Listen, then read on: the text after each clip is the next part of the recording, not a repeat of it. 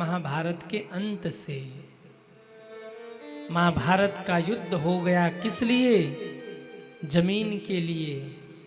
आज के हिसाब से कहे तो धन के लिए, राज्य के लिए महाभारत हो गया, क्योंकि कौरव पांडव का हक देना नहीं चाहते थे। भगवान बार बार समझाते रहे भाई का हक नहीं खाना चाहिए, परंतु दुर्योधन माना ही नहीं। शायद मुझे ये दोहा पूरा याद नहीं, त्रुटि हो जाए तो मुझे क्षमा करना, पर मेरे मन में आ रहा, कहीं मैंने सुना था इसलिए मैं आपको सुना रहा हूँ।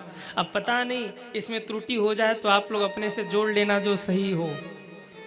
अदन कसाई सदन कसाई और कसाई गाई का, सबसे बड़ा तो वही कसाई जो धन खाए भाई का। ये दोहा शायद मैंने कहीं सुना था। अब कोई त्रुटि हुई हो तो आप अपने से जोड़ जाड़ के बना लेना, पर हमें पूरा याद नहीं आ, तो हो सकता हम सही भी बोल गए हों।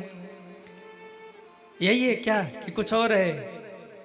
अदन कसाई सदन कसाई और कसाई गाई का, सबसे बड़ा तो वही कसाई जे धन खाई भाई का। है थोड़े से धन के लालच में लोग भैया का धन हड़प लेते हैं। भाई का धन हड़पने वाला कभी जीवन में सुखी नहीं रह सकता। इतिहास उठा करके देखिए, जिसने भी अपने भाई का धन हड़पना चाहा उसका जीवन बर्बाद हुआ।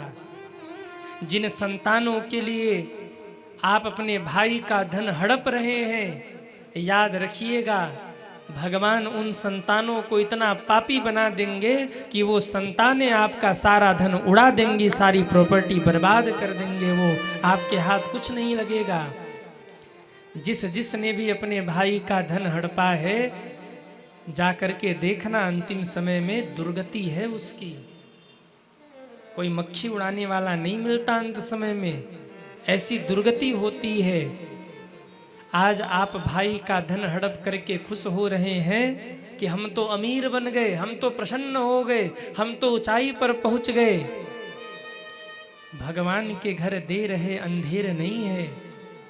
भगवान देख रहे हैं, जिस दिन हिसाब लेंगे उस दिन एक एक पैसे का हिसाब होगा।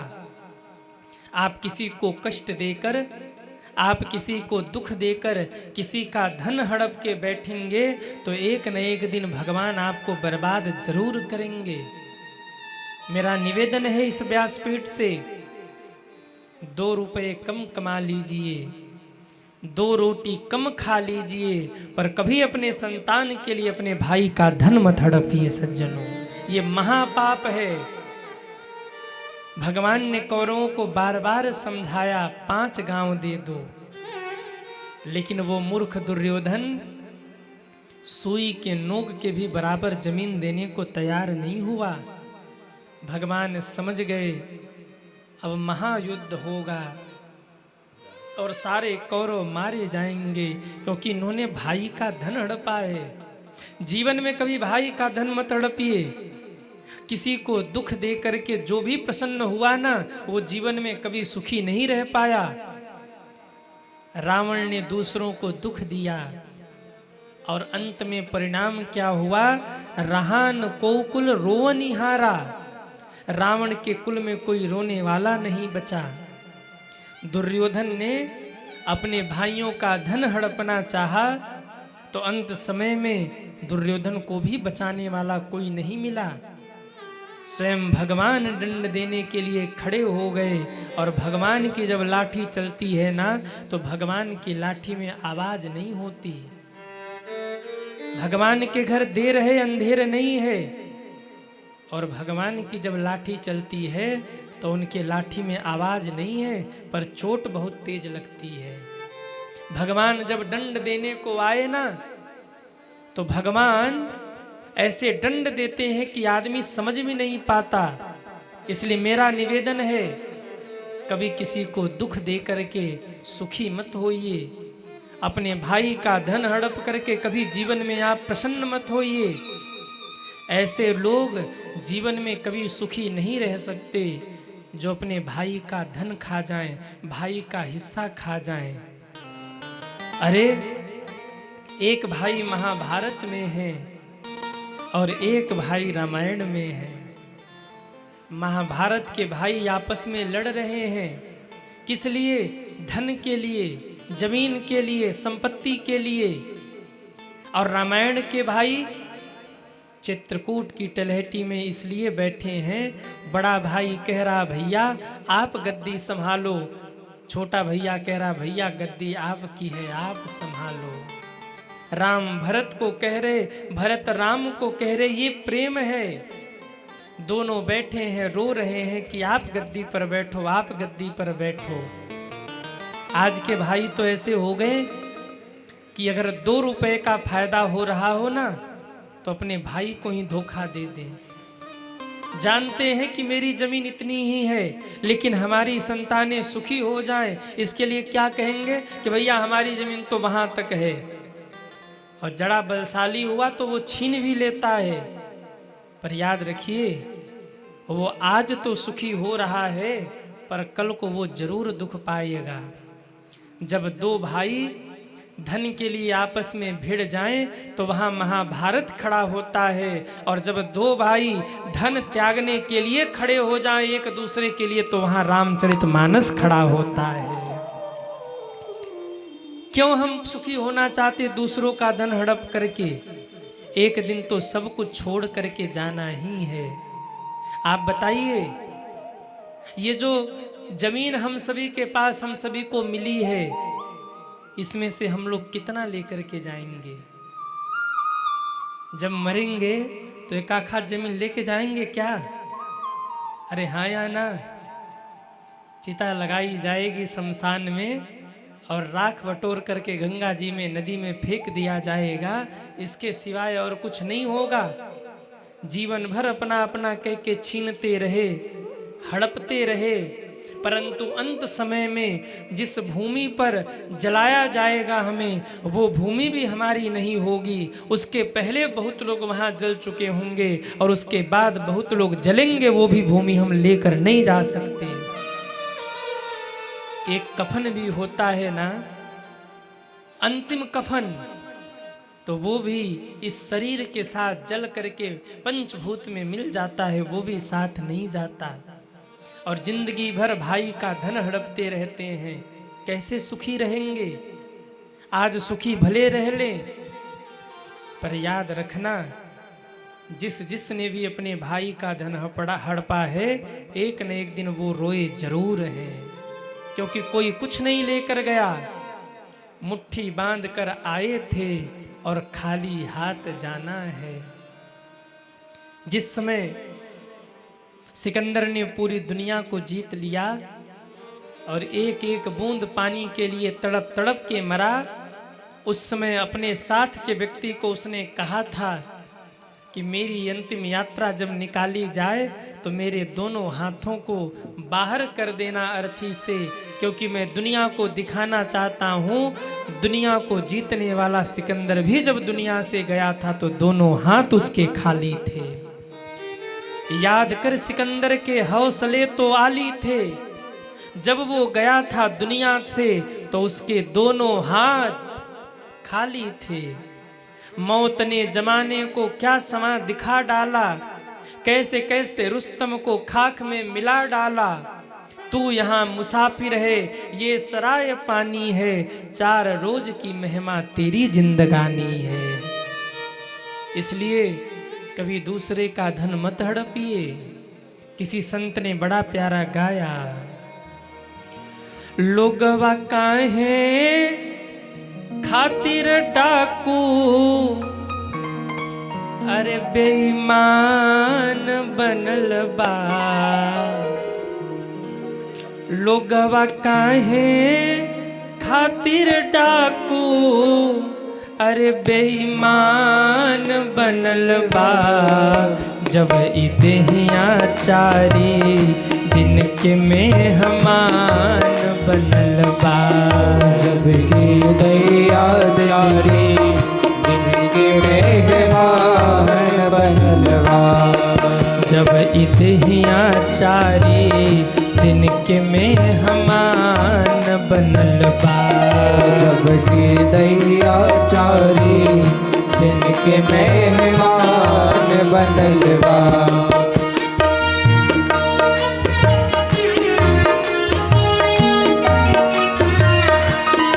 लाख करबा तू कमाई कौड़ी संग नहीं जाई। लाख करबा तो कमाई कौड़ी संग नहीं जाई। लाख करबा तू कमाई कौड़ी संग नहीं जाई। लाख करबा तो कमाई कौड़ी संग नहीं जाई। तोहरा जाए खातिर बासे के मचान बनल बा।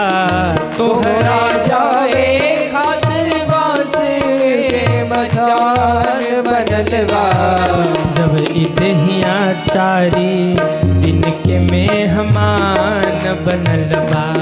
जब के दैया चारे दिन के मेहमान बनल बा। लोगवा काहे खातिर डाकू बेईमान बनल बा। लोगवा काहे खातिर डाकू बेईमान बनल बा। जब इदहिया चारी दिन के मेहमान बनल बा। जब के दैया चारे दिन के मेहमान बनल बा। भोजपुरी आप लोग समझ रहे हैं कि नहीं? अरे हाँ या ना? तो जरा उठाइए हाथों को और दोनों हाथ ऊपर करके तालियां बजाते हुए हरि बोल।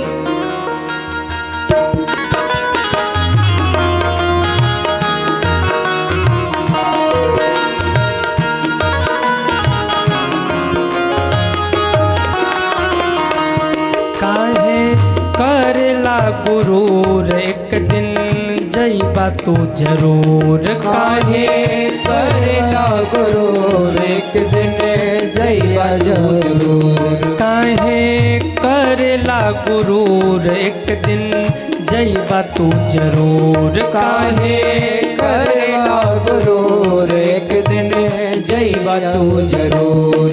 2.5 गज कफन उड़ के जाए के विधान बनल बा। 2.5 गज कफन उड़ जाए विधान बनल बा। जब इदहिया चारी दिन के मेहमान बनल बा। जब के दैया चारी दिन के मेहमान बनल बा। लोगवा काहे खातिर डाकू बेईमान बनल बा। लोगवा काहे खातिर डाकू बेईमान बनल बा। जब इदहिया चारी दिन के मेहमान बनल बा। जब के दैया चारे दिन के मेहमान बनल बा। जब इदहिया चारी दिन के मेहमान बनल बा। जब के दैया चारे दिन के मेहमान बनल बा। दिन के मेहमान बनल बा। दिन के मेहमान बनल बा। दिन के मेहमान लोगवा काहे खातिर डाकू अरे बेईमान बनल बा। अरे गाओ ना। लोगवा काहे खातिर डाकू बेईमान बनल बा। जब इदहिया चारी दिन के मेहमान बनल बा। जब इदहिया चारी दिन के मेहमान बनल बा।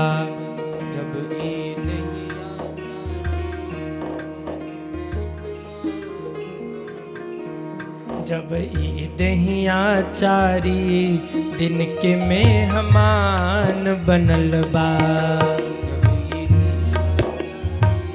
दिन के मेहमान तोहरा जाए खातिर बासे के मचान बनल बा। तोहरा मचान बनल बा। जब इदहिया चारी दिन के मेहमान बनल बा, दिन के मेहमान बनल। बोलिए भागवत भगवान की जय हो।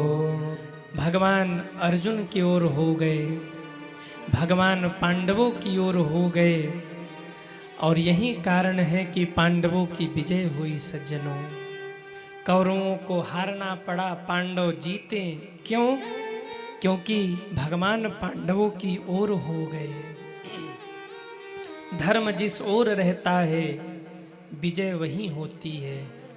इसलिए कुछ भी हो जाए जीवन में धर्म का पालन जरूर करिए, जीवन में शास्त्रों की आज्ञा का पालन जरूर करिए, जीवन में वो जरूर करिए जो शास्त्र करते हैं, जो संत कहते हैं, जो शास्त्र कहते हैं सज्जनों। अभी आगे चंद्र ग्रहण भी है इस कथा के बीच में। हमसे कोई पूछ रहा था कि मेरे पास एक प्रश्न आया कि जो गर्भवती माताएं हैं, जो गर्भवती महिलाएं हैं, उनको इस चंद्र ग्रहण के समय किन बातों का ध्यान रखना होगा, और जो छोटे छोटे बच्चे हैं उनको किन बातों का ध्यान रखना होगा, घर में किन किन चीज़ों की सावधानी रखनी होगी इस चंद्र ग्रहण में। तो ध्यान से सुनिए।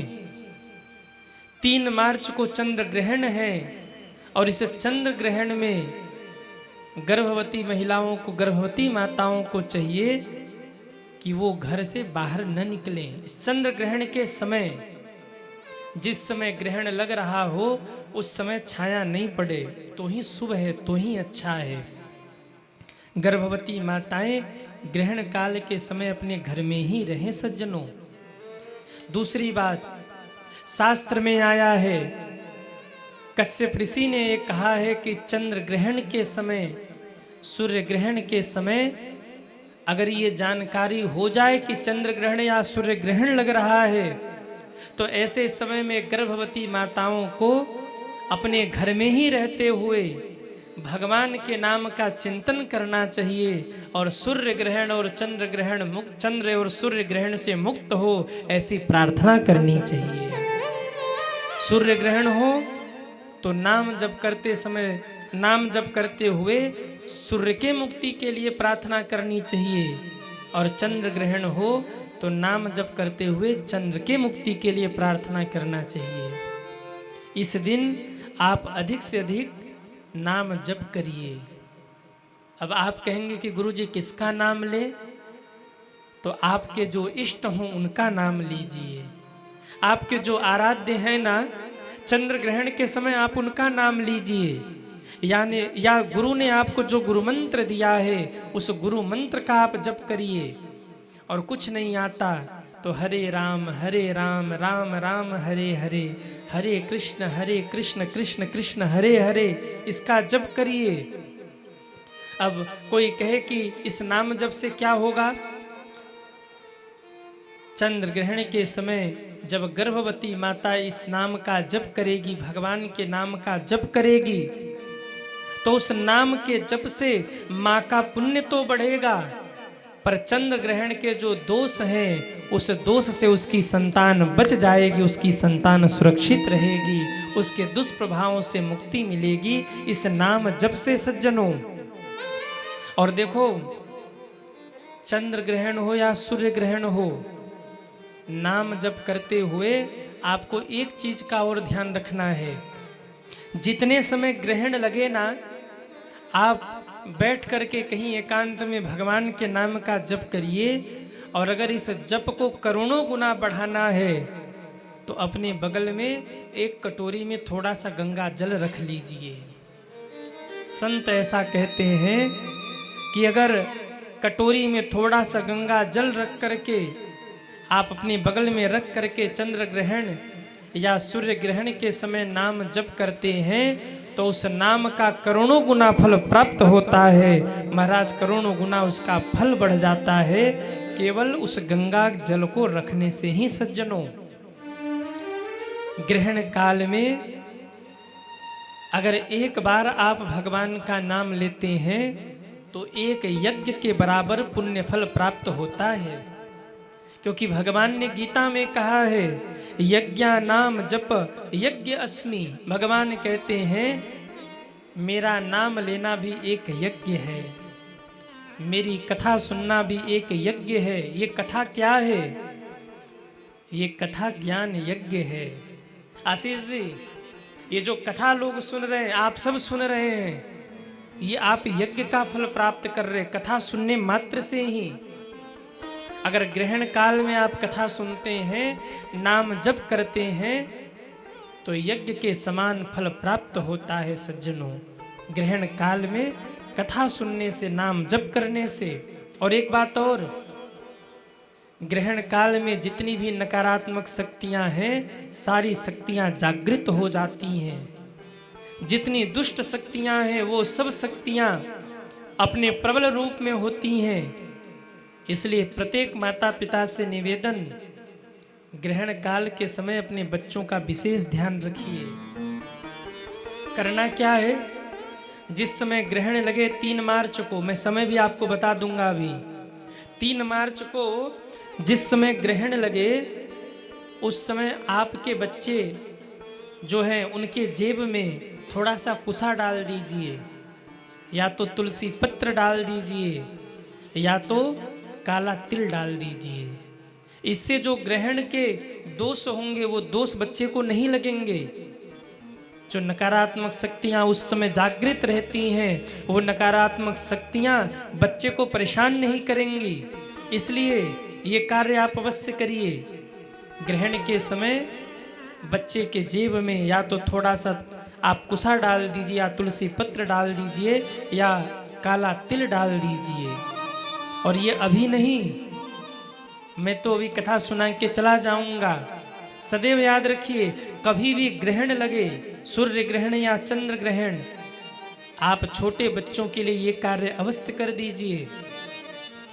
जो गर्भवती माताएं हैं, उनको चाहिए कि ग्रहण के समय अपने गले में तुलसी माला पहन लें और थोड़ा सा कुसा लेकर अपनी चोटी में डाल लें, चोटी में फंसा लें थोड़ा सा कुसा। इससे गर्भ का बालक सुरक्षित रहेगा। मैंने ग्रहण काल में एक महात्मा को देखा, उन्होंने कुसा यहाँ चोटी में लगा रखा था। तो मैंने पूछा कि महात्मन, आपने चोटी में कुसा क्यों लगाया है? बोले, इससे ग्रहण का जो कुप्रभाव होता है वो शरीर पर नहीं पड़ता, इसलिए हमने ये कुसा लगाया है। तो गर्भवती माताएं अपने गर्भ के बालक को सुरक्षित रखने के लिए आप थोड़ा सा कुसा अपने चोटी में उस दिन लगा ले ग्रहण के समय, और एक तुलसी की माला अपने गले में आप अवश्य पहनिए। गर्भवती माताओं को चाहिए कि ग्रहण काल के समय वो चाकू से, छुरी से, सुई से, नुकीली वस्तुओं से दूरी बना के रखे, नहीं गर्भ के ऊपर ग्रहण का कुप्रभाव पड़ सकता है। ग्रहण काल के समय सज्जनों यात्रा करने से भी बचना चाहिए। संभव हो तो जिस समय ग्रहण लग रहा हो, अपनी यात्रा रोक करके नाम जप करिए और ग्रहण मुक्त हो, जल्दी से मुक्ति मिले। सूर्य या चंद्र जो भी ग्रहण हो उनको मुक्ति मिले, ऐसी प्रार्थना करनी चाहिए। और एक निवेदन और, कई लोग ग्रहण के समय सूर्य चंद्र को देखते हैं। सूर्य ग्रहण हो तो बार बार देखते कितना ग्रहण गया, चंद्र ग्रहण हो तो चंद्रमा को देखते कि कितने तक ग्रहण पहुंचा। बार बार सूर्य और चंद्रमा को ग्रहण के समय नहीं देखना चाहिए। इससे आंखों पर भी प्रभाव पड़ेगा और आपके जीवन में नकारात्मक विचार भी प्रवेश करेंगे। ग्रहण काल के समय सीधे डायरेक्ट सूर्य और चंद्रमा को नहीं देखना चाहिए। ग्रहण के समय न तो भोजन बनाना चाहिए, न तो भोजन खाना चाहिए, दोनों ही काम नहीं करना चाहिए। ग्रहण के समय जल भी नहीं पीना चाहिए सज्जनों, पानी पीने से, शौच जाने से भी बचना चाहिए। इन सब नियमों का पालन करना चाहिए। ग्रहण के समय में सोना भी नहीं चाहिए। अब आप कहेंगे कि गुरुजी, क्या हम ग्रहण काल में दवाई खा सकते हैं? देखिए, जो ग्रहण का समय होता है ना, 1 घंटे, 2 घंटे, 3 घंटे, इतना ही होता है। बहुत होगा 4 घंटे, 5 घंटे होता है। तो आप दवा ग्रहण काल के पहले सूतक काल तक आप खा सकते हैं, लेकिन जब ग्रहण शुरू हो गया तो आप दवा भी मत खाइए। 2 घंटे 3 घंटे 4 घंटे की बात होती है, आप उस समय दवा भी मत खाइए। पर बहुत प्राणों पे बनाए कि प्राण निकलने वाले हैं, दवा नहीं खाएंगे तो प्राण निकल जाएंगे, तब की कोई बात नहीं। पर ग्रहण काल में दवा भी नहीं खाना चाहिए। हाँ, बालक, वृद्ध और रोगी के लिए क्षमा है सज्जनों, याद रखिएगा। चंद्र ग्रहण में 9 घंटे पहले सूतक काल लगता है और सूर्य ग्रहण में 12 घंटे पहले सूतक काल लगता है। तो सूतक काल में आप जल पी सकते हैं, दवाई खा सकते हैं, पर जब ग्रहण काल हो, ग्रहण का समय हो, तो इस समय आप दवा खाने से भी बचिए सज्जनों। ग्रहण लगने से पहले भी स्नान करिए और ग्रहण पूर्ण होने के बाद भी स्नान करिए। सूतक काल के समय से ही 9 घंटे पहले चंद्र ग्रहण में और सूर्य ग्रहण में 12 घंटे पहले आप भगवान की पूजा आरती करके उनका कपाट बंद कर दीजिए और ग्रहण पूरा होने के बाद तब कपाट खोलकर मंदिर को धुलकर गंगा जल छिड़क करके तब इसके बाद पूजा आरती करिए। जिस समय सूतक काल आरंभ हो जाए मंदिर में भगवान का स्पर्श नहीं करना चाहिए, मंदिर का कपाट नहीं खोलना चाहिए, किसी पत्र पुष्प को नहीं तोड़ना चाहिए ग्रहण काल के समय। इस ग्रहण काल या सूतक काल में इस बार तो विशेष सावधानी रखिए, क्योंकि होली के ही दिन ग्रहण है 3 मार्च को। कई लोग नई गाड़ी खरीद के लाते हैं, भूल कर भी इस बार 3 मार्च को गाड़ी खरीद कर मत लाना घर में, नहीं तो ग्रहण है, जीवन में ग्रहण लग जाएगा। भूल कर भी गाड़ी मत खरीदना। नई वस्तु, नई कोई चीज जैसे गाड़ी हो गया, मकान हो गया, ये सब आप मत खरीदना। जमीन, ये सब, इस सब की खरीदारी आप बंद रखिएगा, क्योंकि इस दिन ग्रहण है। ग्रहण के समय जो व्यक्ति सोता रहता है उसको रोग होता है, वो रोग से व्याधित होता है। इसलिए ग्रहण काल के समय सोना भी नहीं चाहिए। ग्रहण काल से पहले और ग्रहण के बाद स्नान अवश्य करिए। इस समय आप स्नान करते हैं भगवान का स्मरण करके तो तीर्थों का फल आपको आपके घर में प्राप्त होता है। ये ग्रहण की महिमा होती है। एक मंत्र मैं आपको बता रहा हूं, 3 मार्च को आप ये मंत्र बोल करके स्नान करना, घर बैठे आपको तीर्थ का फल मिलेगा। अयोध्या, मथुरा, माया, काशी, कांची, अवंतिका, पुरी, द्वारावती चैव सप्तता मोक्षदायिका, गंगे च यमुने चैव गोदावरी सरस्वती, नर्मदे सिंधु कावेरी जलेस्मिन् सन्निधिं कुरु। ये 2 श्लोक आप बोल करके ग्रहण के दिन स्नान करिए। जो फल तीर्थों में जाकर के प्राप्त होता है वो फल आपको आपके घर में ही प्राप्त हो जाएगा। अब ग्रहण कब से कब है ये भी आप सुन लीजिए। 3 मार्च को चंद्र ग्रहण दोपहर के 3:20 पे लग रहा है, जो शाम के 6:47 तक रहेगा। ध्यान से सुनिए, 9 घंटे पहले सूतक काल आरंभ हो रहा है। 3 मार्च को सुबह 6:20 से ही सूतक काल आरंभ हो जाएगा। अब माताएं इस दिन ध्यान ये रखें कि 6:20 के पहले ही 3 मार्च को आपको भोजन बना लेना है। ये शास्त्र की बातें मैं आपको बता रहा हूं, मानो न मानो आपकी मर्जी, परंतु ग्रहण काल के 9 घंटे पहले चंद्र ग्रहण में सूतक लगता है। तो 9 घंटे पहले आप 3:20 से 9 घंटे पहले देख लीजिए, सुबह के 6:20 के पहले आप भोजन भी बना लीजिए और घर के सब लोगों को भोजन भी करा दीजिए। जो भोजन बच जाए उसमें थोड़ा थोड़ा कुसा डाल दीजिएगा, नहीं वो भोजन अपवित्र हो जाएगा, खाने लायक नहीं बचेगा। घर में जो आपके अनाज है ना, रसोई में डब्बे में भर भर के आपने रखा है, आटा, दाल, चावल सब अपवित्र हो जाएगा यदि आप उसमें कुसा नहीं डालेंगे तो। थोड़ा थोड़ा कुसा सब में डाल दीजिए। घर के ऊपर पानी की टंकी हो, उस टंकी में भी थोड़ा सा कुसा डाल दीजिए, उसकी पवित्रता बनी रहे।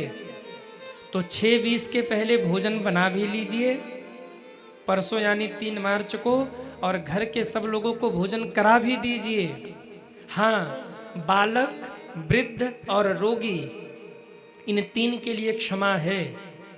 बालक हो, कोई वृद्ध हो, घर में रोगी हो, तो ऐसे व्यक्ति को आप दिन भर भोजन करा सकते हैं, पर उसमें कुसा या तुलसी पत्र जरूर डाल दीजिएगा सुतक काल के पहले। और वो भी 3:20 से 6:47 तक ग्रहण का समय है। तो दोपहर के 3:20 से शाम के 6:47 तक आप लोग कुछ मत खाइएगा।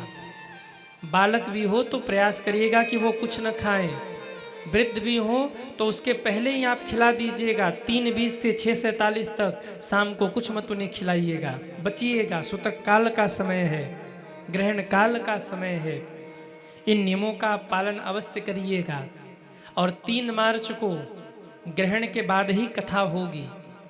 कल तो कथा अपने समय से चलेगी 6 से 9, परंतु परसों का जो समय होगा, परसों 7:30 बजे कथा आरंभ होगी और 9:30 बजे तक चलेगी।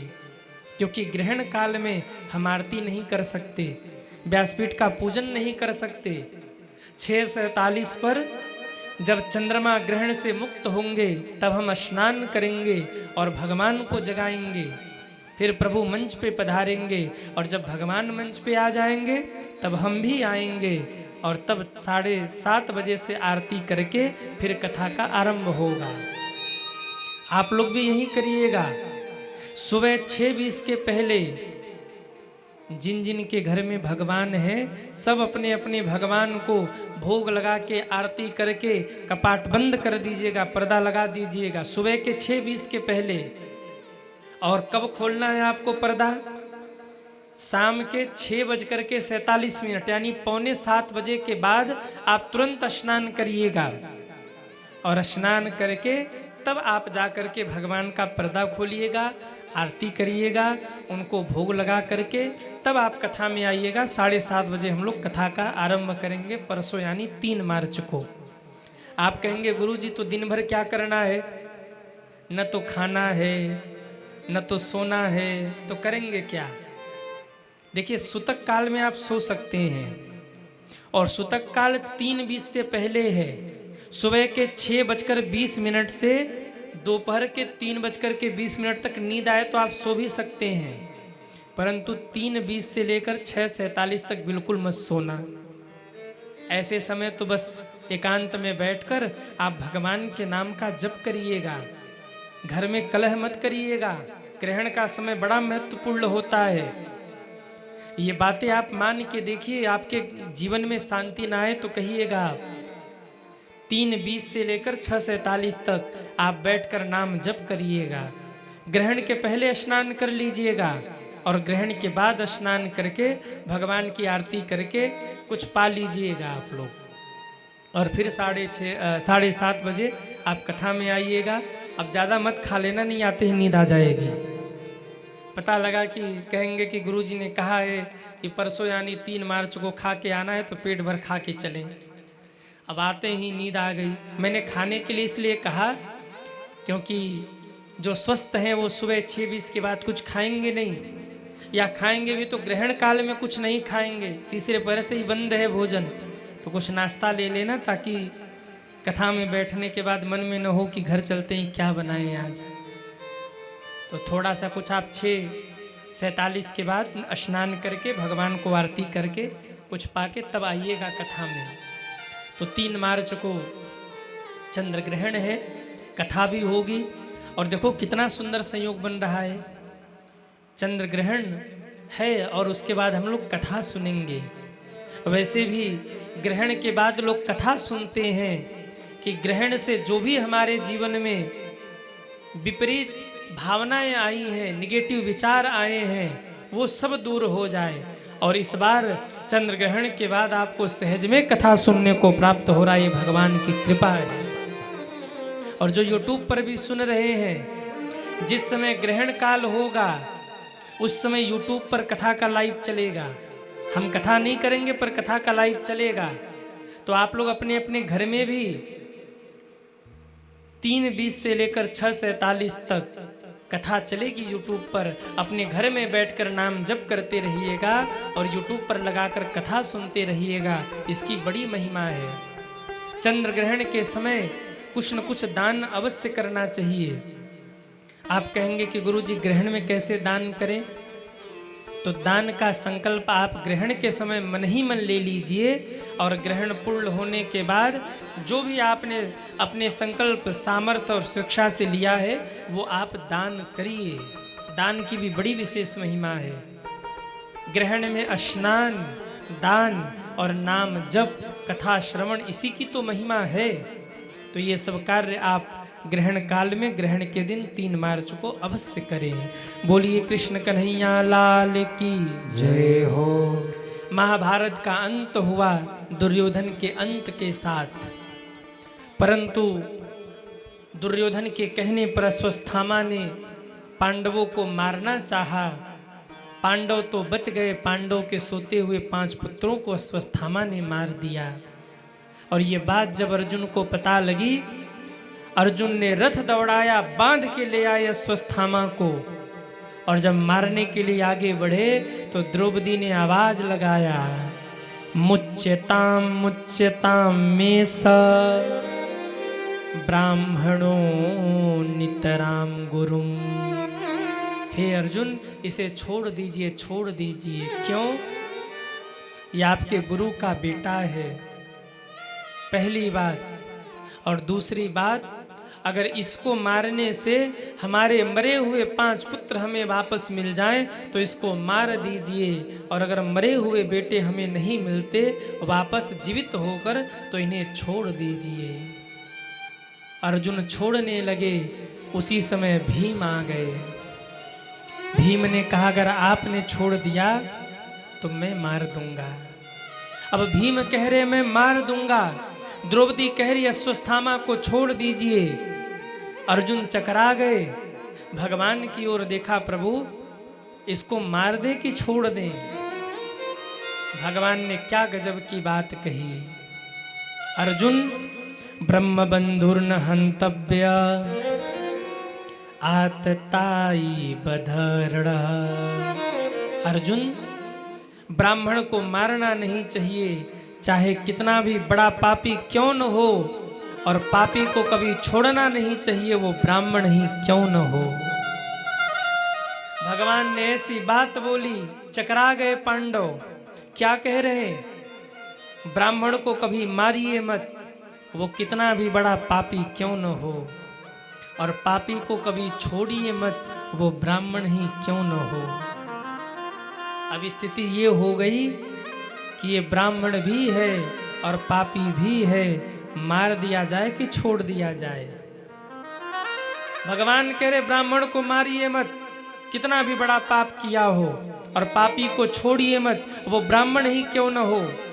पांडव चकरा गए कि क्या करें, ये ब्राह्मण भी है, पापी भी है, मारे कि छोड़ें। पर अर्जुन समझ गए। अर्जुन जानते हैं किसी को मारना ही मारना नहीं है। भरे समाज में आप किसी की बेइज्जती कर दो, ये मारने से भी बदतर है। भरे समाज में आप किसी को अपशब्द बोल दो, उसकी बदनामी कर दो, ये मारने से भी बदतर है। जब जब वो उस अपमान को याद करेगा, तड़प तड़प के मरेगा। पांडवों ने अपमानित किया है और अपमानित करके अश्वत्थामा के सिर की माथे की मणि को निकाल लिया, सिर के बाल का मुंडन कर दिया और धक्का दे करके बाहर निकाल दिया। भाग जा यहां से, तेरा दंड यही है। अश्वत्थामा ने कहा, पांडवों तुमने हमें दंडित तो किया पर हम भी तुम्हें छोड़ेंगे नहीं। तुम्हारे कुल में कोई पानी देने वाला हम नहीं छोड़ेंगे। कौन है? कहा, अभिमन्यु की पत्नी उत्तरा के गर्भ में बालक है, मैं उस बालक को मारूंगा। धनुष पर बाण चढ़ा करके अश्वत्थामा ने छोड़ दिया है उत्तरा के गर्भ के ऊपर। जैसे ही वो बाण चला, उत्तरा भगवान की ओर दौड़ी है। पाहि पाहि महायोगिन देव देव जगतपते, तुम्हें को देह माना नाम पवर गो असि संस्कृति। हे ठाकुर जी, मेरे गर्भ के बालक को बचा लीजिए। भगवान ने कहा, उत्तरा एक बार मुझे पुत्र के रूप में निहारो। उत्तरा ने भगवान को पुत्र के रूप में निहारा। भगवान ने दो रूप बनाए, एक रूप से तो बाहर खड़े रहे और दूसरे रूप से उत्तरा के गर्भ में पहुंचकर उत्तरा के गर्भ की रक्षा कर ली भगवान ने। ये दृश्य जब कुंती बुआ ने देखा तो कुंती बुआ भगवान के चरणों में गिर पड़ी। प्रभु, हमने पहचान लिया, आप ब्रह्म हैं, आप ही ईश्वर हैं। भगवान पीछे हटे, बुआ भतीजा ही बने रहने दो, क्यों भगवान बना रही। पर बुआ कहती हैं, अरे कृष्ण, मुझे तो आज पता लगा कि तू भगवान है, इसलिए अब तू भतीजा मत बन, तू भगवान ही बना रहे। और इतना कह के बुआ चरणों में गिर पड़ी। तेरे चरण कमल में श्याम, लिपट जाऊं रज बन के। तेरे चरण कमल में श्याम, लिपट जाऊं रज बन के। तेरे चरण कमल में श्याम, लिपट जाऊं रज बन के। तेरे चरण लिपट जाऊं रज बन के। लिपट जाऊं रज बन के, हो बरस जाऊं रस बन के। लिपट जाऊं रस बन के, हो बरस जाऊं रस बन के। तेरे चरण कमल में श्याम, लिपट जाऊं रज बन के। तेरे चरण कमल में श्याम, लिपट जाऊं रज बन के। तेरे चरण कमल में श्याम, लिपट जाऊं रज बन के। तेरे चरण कमल में श्याम, लिपट जाऊं रज बन के। सभी ताली सेवा करते हुए हरि बोल।